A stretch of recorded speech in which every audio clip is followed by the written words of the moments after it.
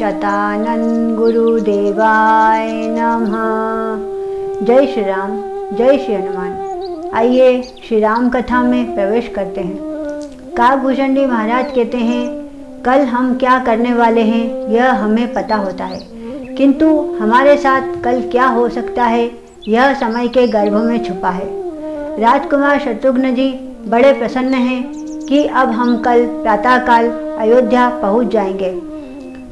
उधर सेनापति लव कुश से अश्व लेने का प्रयास करते हैं, किंतु लव कहता है कि हम यह अश्व महाराज राम को देंगे।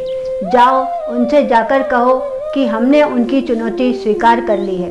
अब वह हमसे आकर युद्ध करे और हमें हराए, या फिर यह चुनौती वापस लेकर अपनी हार स्वीकार करे। तब सेनापति कहता है, बालकों, तुम नहीं जानते हो कि तुम क्या करने जा रहे हो। सेनापति के बार बार समझाने पर भी लव और कुश अपनी बात से नहीं हटते हैं। तब सेनापति को विवश होकर उन पर बाण चलाना पड़ता है, किंतु लव एक ही बाण चलाता है और सेनापति को मूर्छित कर देता है। तब एक सैनिक राजकुमार शत्रुघ्न जी के पास जाता है और कहता है, महाराज, सेनापति जी मूर्छित हो गए हैं। 2 बालकों ने यज्ञ का अश्व पकड़ लिया है। तब राजकुमार शत्रुघ्न जी आश्चर्यचकित हो जाते हैं और कहते हैं कि 2 बालकों ने यज्ञ का अश्व पकड़ लिया है, हमें यह आश्चर्य हो रहा है। तब वह वहाँ पर जाते हैं और दोनों बालकों को देखकर भाव विभोर हो जाते हैं। वह कहते हैं, तुम दोनों बालक कितने कोमल हो, हमें तुम्हारे ऊपर बाण चलाने का मन नहीं कर रहा है। बालकों, यह अश्व प्रेम पूर्वक हमें लौटा दो। तब लव कहता है, क्या आप महाराज राम हैं? तब राजकुमार शत्रुघ्न जी कहते हैं, नहीं, मैं उनका छोटा भाई शत्रुघ्न हूँ। तब कुश कहता है, तब तो आप जाइए और महाराज राम को भेजिए, हम यह अश्व उन्हें ही देंगे। तब राजकुमार शत्रुघ्न जी के बार बार समझाने पर भी दोनों बालक अपनी बात से नहीं हटते हैं। तब राजकुमार शत्रुघ्न जी को विवश होकर उन पर बाण चलाना पड़ता है। राजकुमार शत्रुघ्न जी अग्नि बाण, मेघ बाण, शक्ति बाण, इस प्रकार बाणों पर बाण चलाते जाते हैं और लव उनके उत्तर देता जाता है, किंतु दोनों का युद्ध समाप्त नहीं होता है और बढ़ता ही जाता है।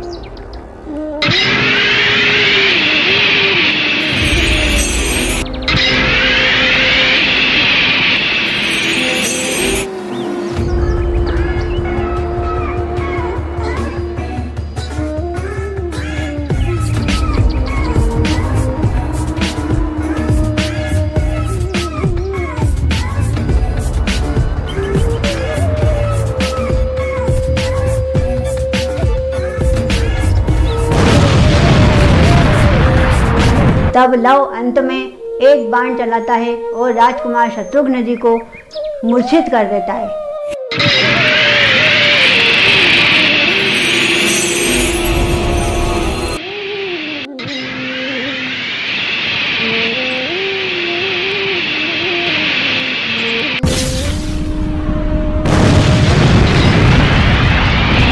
तब सैनिक घबराकर अयोध्या जाते हैं और द्वारपाल से जाकर कहते हैं कि हमें इसी वक्त महाराज से मिलना है। द्वारपाल कहता है नहीं, इस वक्त महाराज विश्राम कर रहे हैं। तब सैनिक कहता है तो फिर हमें राजकुमार भरत जी या लक्ष्मण जी से मिलवा दीजिए। तभी वहाँ पर राजकुमार भरत जी और लक्ष्मण जी उपस्थित हो जाते हैं। तब वह सैनिक उनसे कहता है कुमार भरत जी, राजकुमार शत्रुघ्न जी मूर्छित हो गए हैं, सेनापति जी भी मूर्छित हो गए हैं, 2 बालकों ने हमारे यज्ञ का अश्व पकड़ लिया है। तब राजकुमार भरत जी कहते हैं यह बड़ी दुखद सूचना है, हमें इसी वक्त महाराज राम को जगाना होगा।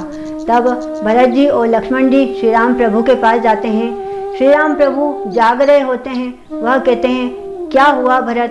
तब भरत जी कहते हैं भैया, हमारे अश्व को 2 बालकों ने पकड़ लिया है और शत्रुघ्न और सेनापति दोनों मूर्छित हो गए हैं। तब श्री राम प्रभु कहते हैं हमें इसी वक्त जाना होगा। तब लक्ष्मण जी कहते हैं भैया, आपको जाने की क्या आवश्यकता है, आप मुझे आज्ञा दीजिए। तब श्री राम प्रभु कहते हैं भरत जाओ, लक्ष्मण के लिए बड़ी वीर सेना की तैयारी करो और वीर योद्धा साथ में भेजो। तब लक्ष्मण जी कहते हैं भैया, 2 बालकों से युद्ध करने के लिए लक्ष्मण को वीर सेनानियों और सेना की क्या आवश्यकता है? तब श्री राम प्रभु कहते हैं लक्ष्मण, हमें तुम्हारी वीरता पर संदेह नहीं है, किंतु हमें यह 2 बालक मायावी दिखाई दे रहे हैं। हो सकता है यह कोई देव हो या हो सकता है यह कोई दाना हो, हमें पूरी सुरक्षा के साथ जाना चाहिए। तब श्री राम प्रभु की आज्ञा पाकर लक्ष्मण जी वहाँ से प्रस्थान करते हैं। यहाँ पर श्री राम कथा कहती है कभी भी छोटे को छोटा नहीं समझना चाहिए, छोटा भी बहुत बड़ा कार्य कर सकता है। जिस तरह छोटा सा अंकुश बड़े हाथी को वश में कर लेता है। बोलिए श्री रामचंद्र भगवान की जय, हनुमान जी महाराज की जय। जय श्री राम।